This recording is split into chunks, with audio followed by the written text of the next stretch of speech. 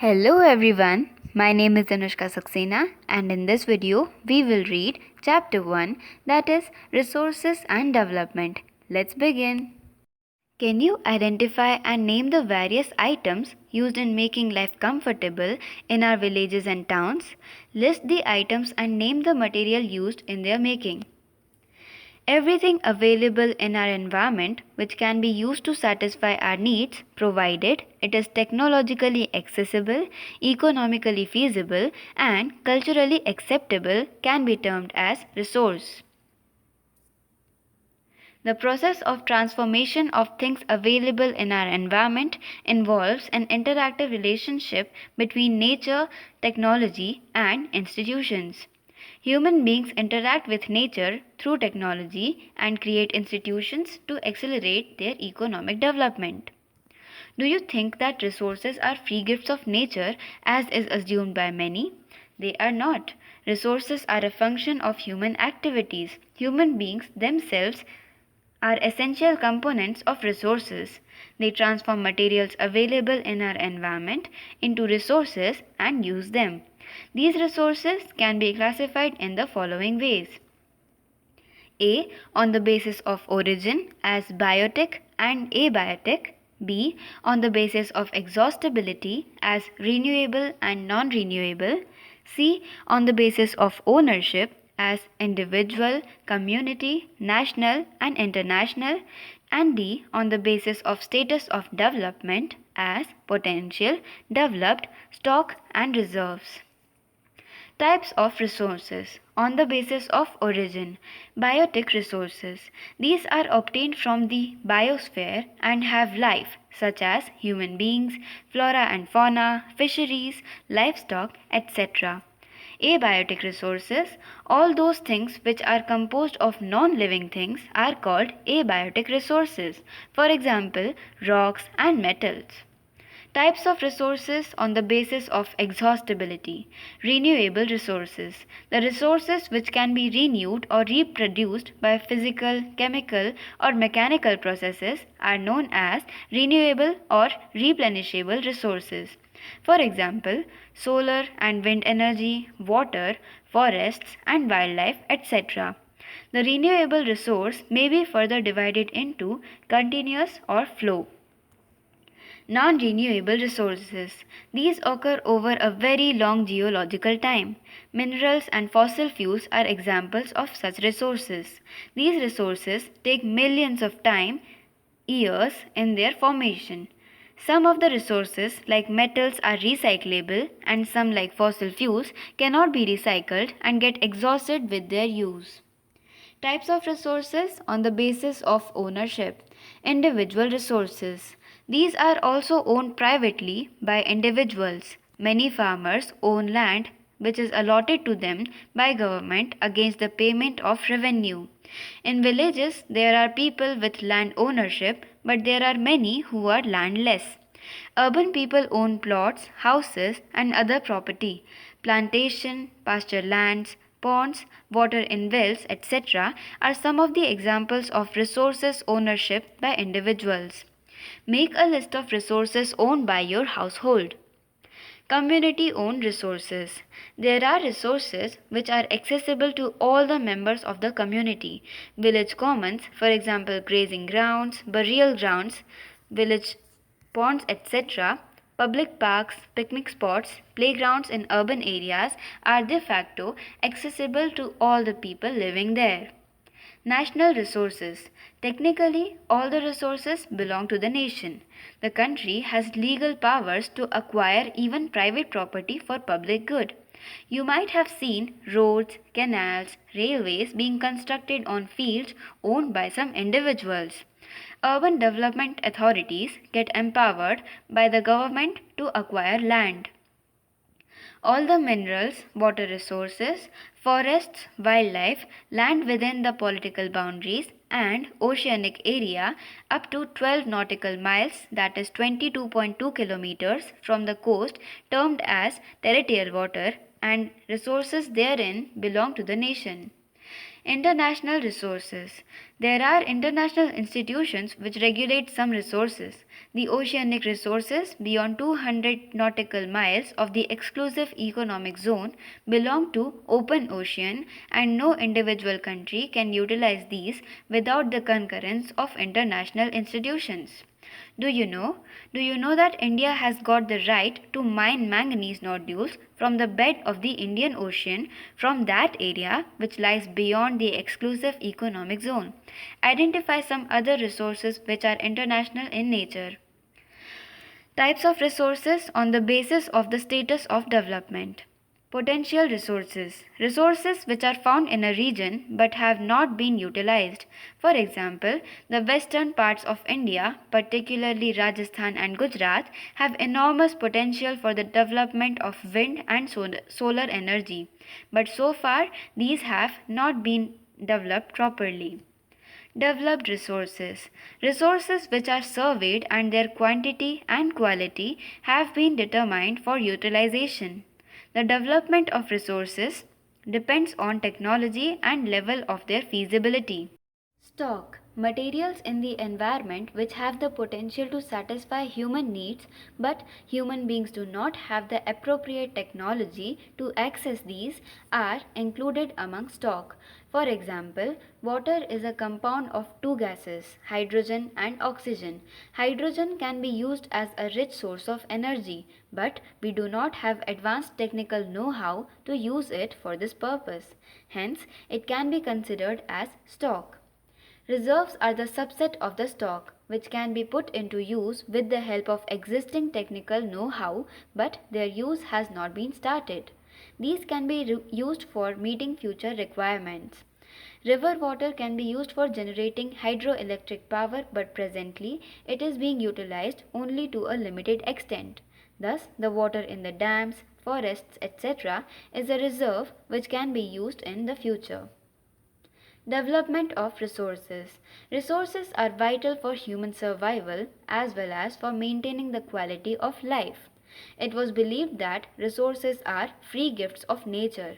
As a result, human beings used them indiscriminately, and this has led to the following major problems. Depletion of resources for satisfying the greed of a few individuals. Accumulation of resources in few hands, which in turn divided the society into two segments, that is, haves and have-nots, or rich and poor.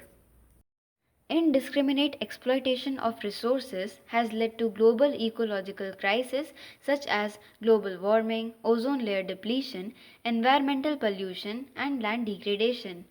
An equitable distribution of resources has become essential for a sustained quality of life and global peace. If the present trend of resource depletion by a few individuals and countries continues, the future of our planet is in danger. Therefore, resource planning is essential for sustainable existence of all forms of life. Sustainable existence is a component of sustainable development. Sustainable development. Sustainable economic development means development should take place without damaging the environment, and development in the present should not compromise with the needs of the future generations. Rio de Janeiro Earth Summit 1992. In June 1992, more than 100 heads of the states met in Rio de Janeiro in Brazil for the first International Earth Summit. The summit was convened for addressing urgent problems of environmental protection and socio-economic development at the global level. The assembled leaders signed the Declaration on Global Climatic Change and Biological Diversity. The Rio Convention endorsed the Global Forest Principles and adopted Agenda 21 for achieving sustainable development in 21st century. Agenda 21. It is the declaration signed by the world leaders in 1992 at the United Nations Conference on Environment and Development, that is UNCED, which took place at Rio de Janeiro, Brazil. It aims at achieving global sustainable development. It is an agenda to combat environmental damage, poverty, disease through global cooperation on common interests, mutual needs, and shared responsibilities. One major objective of the Agenda 21 is that every local government should draw its own local Agenda 21. Resource planning. Planning is the widely accepted strategy for judicious use of resources. It has importance in a country like India, which has enormous diversity in the availability of resources. There are regions which are rich in certain types of resources but are deficient in some other resources. There are some regions which can be considered self-sufficient in terms of the availability of resources, and there are some regions which have acute shortage of some vital resources. For example, the states of Jharkhand, Chhattisgarh and Madhya Pradesh are rich in minerals and coal deposits. Arunachal Pradesh has abundance of water resources but lacks in infrastructural development. The state of Rajasthan is very well endowed with solar and wind energy but lacks in water resources. The cold desert of Ladakh is relatively isolated from the rest of the country. It has very rich cultural heritage but it is deficient in water, infrastructure and some vital minerals. This calls for balanced resource planning at the national, state, regional and local levels. Resource planning in India. Resource planning is a complex process which involves first, identification and inventory of resources across the regions of the country. This involves surveying, mapping, and qualitative and quantitative estimation and measurement of the resources. Second, evolving a planning structure endowed with appropriate technology, skill, and institutional setup for implementing resource development plans. Third, matching the resource development plans with overall national development plans. India has made concerted efforts for achieving the goals of resource planning right from the first 5-year plan launched after independence. The availability of resources is a necessary condition for the development of any region, but mere availability of resources in the absence of corresponding changes in technology and institutions may hinder development. There are many regions in our country that are rich in resources, but these are included in economically backward regions. On the contrary, there are some regions which have a poor resource base, but they are economically developed. Can you name some resource rich but economically backward regions and some resource poor but economically developed regions? Give reasons for such a situation. The history of colonization reveals that rich resources in colonies were the main attractions for the foreign invaders. It was primarily the higher level of technological development of the colonizing countries that helped them to exploit resources of other regions and establish their supremacy over the colonies. Therefore, resources can contribute to development only when they are accompanied by appropriate technological development and institutional changes. India has experienced all this in different phases of colonization. Therefore, in India, development in general and resource development in particular does not only involve the availability of resources but also the technology, quality of human resources, and the historical experiences of the people. Conservation of resources. Resources are vital for any developmental activity, but irrational consumption and overutilization of resources may lead to socio-economic and environmental problems. To overcome these problems, resource conservation at various levels is important. This had been the main concern of the leaders and thinkers in the past. For example, Gandhiji was very apt in voicing his concern about resource conservation in these words: "There is enough for everybody's need and not for anybody's greed." He placed the greedy and selfish individuals and exploitative nature of modern technology as the root cause for resource depletion at the global level. He was against mass production and wanted to replace it with the production by the masses. At the international level, the Club of Rome advocated resource conservation for the first time in a more systematic way in 1968. Subsequently, in 1974, Gandhian philosophy was once again presented by Schumacher in his book Small is Beautiful. The seminal contribution with respect to resource conservation at the global level was made by Brundtland Commission Report 1987. This report introduced the concept of sustainable development and advocated it as a means for resource conservation, which was subsequently published in a book entitled Our Common Future. Another significant contribution was made at the Earth Summit at Rio de Janeiro, Brazil in 1992. Land resources. We live on land. We perform our economic activities on land and we use it in different ways. Thus, land is a natural resource of utmost importance. It supports natural vegetation, wildlife, human life, economic activities, transport, and communication systems. However, land is an asset for a finite magnitude. Therefore, it is important to use the available land for various purposes with careful planning. India has land under a variety of relief features, namely mountains, plateaus, plains, and islands. About 43% of the land area is plain, which provides facilities for agriculture and industry.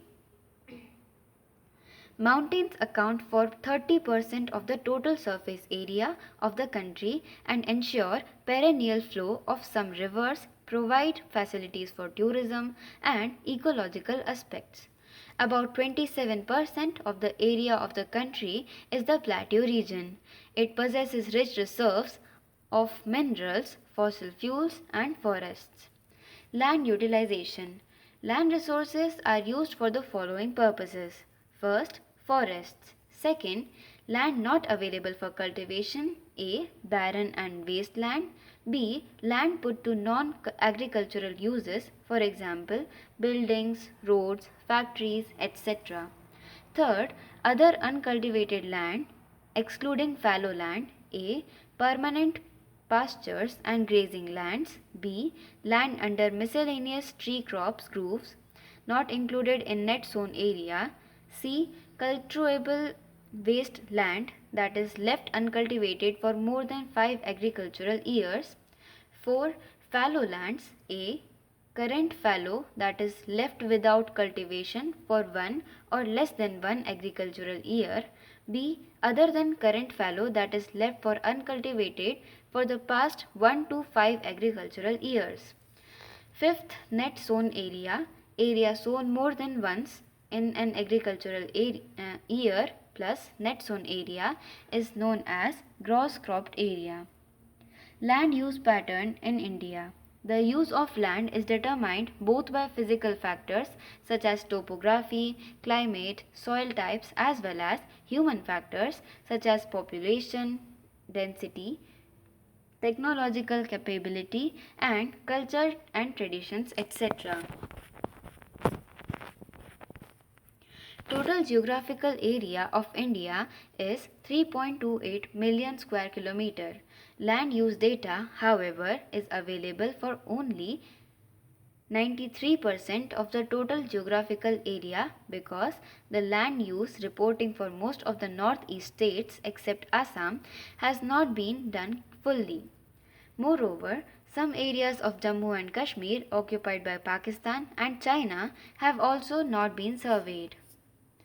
The land under permanent pasture has also decreased. How are we able to feed our huge cattle population on this pasture land and what are the consequences of it? Most of the other than the current fallow lands are either of poor quality or the cost of cultivation of such land is very high. Hence, these lands are cultivated once or twice in about 2 to 3 years, and if these are included in the net sown area, then the percentage of NSA, that is net sown area, in India comes to about 54% of the total reporting area. The pattern of net sown area varies greatly from one state to another. It is over 80% of the total area in Punjab and Haryana and less than 10% in Arunachal Pradesh, Mizoram, Manipur and Andaman Nicobar Islands. Find out reasons for the low proportion of net sown area in these states. Forest area in the country is far lower than the desired 33% of geographical area as it was outlined in the National Forest Policy 1952. It was considered essential for maintenance of the ecological balance. The livelihood of millions of people who live on the fringes of these forests depends upon it. A part of the land is termed as wasteland and land put to other non-agricultural uses. Wasteland includes rocky, arid and desert areas, and land put to other non-agricultural uses includes settlements, roads, railways, industry, etc. Continuous use of land over a long period of time without taking appropriate measures to conserve and manage it has resulted in land degradation. This in turn has serious repercussions on society and the environment. Land degradation and conservation measures. We have shared our land with the past generations and will have to do so with the future generations too. 95% of our basic needs for food, shelter, and clothing are obtained from land. Human activities have not only brought about degradation of land but have also aggravated the pace of natural forces to cause damage to land. Some human activities such as deforestation, overgrazing, mining, and quarrying too have contributed significantly in land degradation. Mining sites are abandoned after excavation work is complete, leaving deep scars and traces of overburdening. In states like Jharkhand, Chhattisgarh, Madhya Pradesh and Odisha, deforestation due to mining have caused severe land degradation. In states like Gujarat, Rajasthan, Madhya Pradesh and Maharashtra, overgrazing is one of the main reasons for land degradation. In the states of Punjab, Haryana, Western Uttar Pradesh, over-irrigation is responsible for land degradation due to water logging, leading to increase in salinity and alkalinity of the soil. The mineral processing like grinding of limestone for cement industry and calcite and soapstone for ceramic industry generate huge quantity of dust in the atmosphere. It retards the process of infiltration of water into the soil after it settles down on the land. In recent years, industrial effluents as waste have become a major source of land and water pollution in many parts of the country. There are many ways to solve the problems of land degradation. Afforestation and proper management of grazing can help to some extent. Planting of shelter belts of plants, control on overgrazing, stabilization of sand dunes by growing thorny bushes are some of the methods to check land degradation in arid areas. Proper management of wastelands, control of mining activities, proper discharge and disposal of industrial effluents and wastes after treatment can reduce land and water degradation in industrial and suburban areas.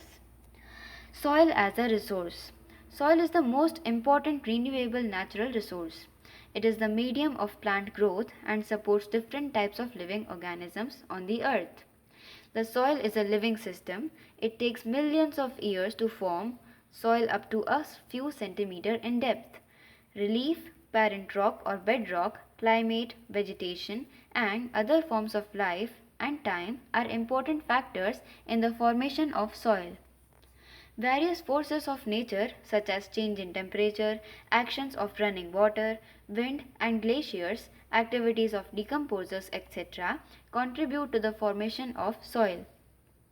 Chemical and organic changes which take place in the soil are equally important. Soil also consists of organic that is humus, and inorganic materials. On the basis of the factors responsible for soil formation, color, thickness, texture, age, chemical and physical properties, the soils of India are classified in different types. Classification of soils.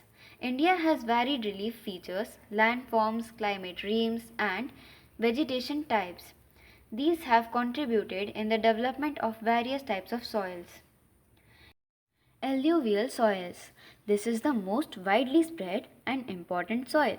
In fact, the entire northern plains are made of alluvial soil. These have been deposited by three important Himalayan river systems, the Indus, the Ganga and the Brahmaputra.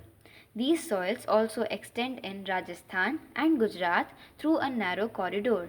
Alluvial soil is also found in the eastern coastal plains, particularly in the deltas of the Mahanadi, the Godavari, the Krishna and the Kaveri rivers. The alluvial soil consists of various proportions of sand, silt and clay. As we move inlands towards the river valleys, soil particles appear somewhat bigger in size. In the upper reaches of the river valley, that is, near the place of the break of slope, the soils are coarse. Such soils are more common in Piedmont plains such as Duars, Chos or Kos, I don't know the pronunciation, sorry, and Terai. Apart from the size of their grains or components, soils are also described on the basis of their age. According to their age, alluvial soils can be classified as old alluvial or Bangar, and new alluvial called Khadar. The Bangar soil has higher concentration of Kankar nodules than the Khadar. It has more fine particles and is more fertile than the Bangar. Alluvial soils as a whole are very fertile. Mostly these soils contain adequate proportion of potash, phosphoric acid and lime, which are ideal for growth of sugarcane, paddy and wheat and other cereal and pulse crops. Due to its high fertility, regions of alluvial soils are intensely cultivated and densely populated. Soils in the drier areas are more alkaline and can be productive after proper treatment and irrigation. Black soil. These soils are black in color and are also known as regger soils. Black soil is ideal for growing cotton and is also known as black cotton soil. It is believed that climatic condition along with the parent rock material are the important factors for the formation of black soil. This type of soil is typical of the Deccan Trap basalt region spread over northwest Deccan Plateau and is made up of lava flows. They cover the plateaus of Maharashtra, Saurashtra, Malwa, Madhya Pradesh and Chhattisgarh and extend in the southeast direction along the Godavari and the Krishna valleys. The black soils are made up of extremely fine, that is clayey material. They are well known for their capacity to hold moisture. In addition, they are rich in soil nutrients such as calcium carbonate, magnesium, potash and lime. These soils are generally poor in phosphoric contents. They develop deep cracks during hot weather, which helps in the proper aeration of the soil. These soils are sticky when wet and difficult to work on unless tilled immediately after the first shower or during the pre-monsoon period. Red and yellow soils. Red soil develops on crystalline igneous rocks in areas of low rainfall in the eastern and southern parts of the Deccan Plateau. Yellow and red soils are also found in the parts of Odisha, Chhattisgarh, southern parts of the Middle Ganga Plain and along the Piedmont zone of the Western Ghats. These soils develop a reddish color due to the diffusion of iron in crystalline and metamorphic rocks. It looks yellow when it occurs in a hydrated form. Laterite soil. Laterite has been derived from the Latin word later, which means brick. The laterite soil develops under tropical and subtropical climate, with alternate wet and dry season. This soil is the result of intense leaching due to heavy rain.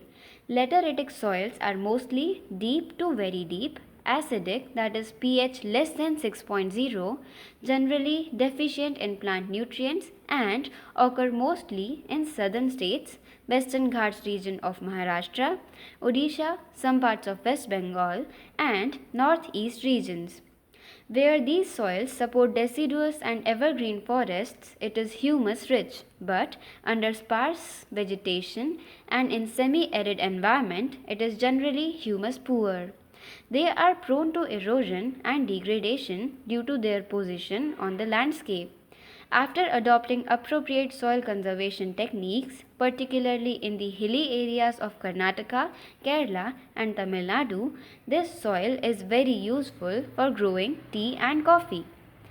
Red laterite soils in Tamil Nadu, Andhra Pradesh, and Kerala are more suitable for crops like cashew nut. Arid soils. Arid soils range from red to brown in color. They are generally sandy in texture and saline in nature. In some areas, the salt content is very high and common salt is obtained by evaporating the water. Due to the dry climate, high temperature, evaporation is faster and the soil lacks humus and moisture. The lower horizons of the soil are occupied by conker because of the increasing calcium content downwards. The conker layer formations in the bottom horizons restrict the infiltration of water. After proper irrigation, these soils become cultivable, as has been in the case of western Rajasthan. Forest soils. These soils are found in the hilly and mountainous areas where sufficient rainforests are available. The soil textures varies according to the mountain environment where they are formed. They are loamy and silty in valley sides and coarse-grained in the upper slopes. In the snow-covered areas of Himalayas, these soils experience denudation and are acidic with low humus content. The soils found in the lower parts of the valleys, particularly on the river terraces and alluvial fans, are fertile. Soil erosion and soil conservation. The denudation of the soil cover and subsequent washing down is described as soil erosion. The processes of soil formation and erosion go on simultaneously, and generally there is a balance between the two. Sometimes this balance is disturbed due to human activities like deforestation, overgrazing, construction, and mining, etc., while natural forces like wind, glacier, and water lead to soil erosion. The running water cuts through the clayey soils and makes deep channels as gullies. The land becomes unfit for cultivation and is known as bad land. In the Chambal basin, such lands are called ravines. Sometimes water flows as a sheet over large areas down a slope. In such cases, the topsoil is washed away. This is known as sheet erosion. Wind blows, wind blows loose soil off flat or sloping land, known as wind erosion. Soil erosion is also caused due to defective methods of farming. Plowing in a wrong way, that is up and down the slope, form channels for the quick flow of water, leading to soil erosion. Plowing along the contour lines can decelerate the flow of water down the slopes. This is called contour plowing. Steps can be cut out on the slopes, making terraces. Terrace cultivation restricts erosion. Western and central Himalayas have well-developed terrace farming. Large fields can be divided into strips. Strips of grass are left to grow between the crops. This breaks up the force of the wind. This method is known as strip cropping. Planting lines of trees to create shelter also works in a similar way. Rows of such trees are called shelter belts. These shelter belts have contributed significantly to the stabilization of sand dunes and in stabilizing the desert in western India. State of India's environment. The village of Sukho and the district of Jhabua have shown that it is possible to reverse land degradation. Tree density in Sukho increased from 13 per hectare in 1976 to 1272 per hectare in 1992. Regeneration of the environment leads to economic well-being as a result of greater source availability, improved agriculture and animal care, and consequently increased incomes. Average annual household income in Sukho Majri ranged from rupees 10,000 to 15,000 between 1979 and 1984. People's management is essential for ecological restoration, with people being made the decision makers of the Madhya Pradesh government. 2.9 million hectares or about 1% of India's land area are being greened across the state through watershed management. Here our chapter is completed. Thank you so much for watching. Have a great day ahead, and for more such videos hit the subscribe button. Thank you.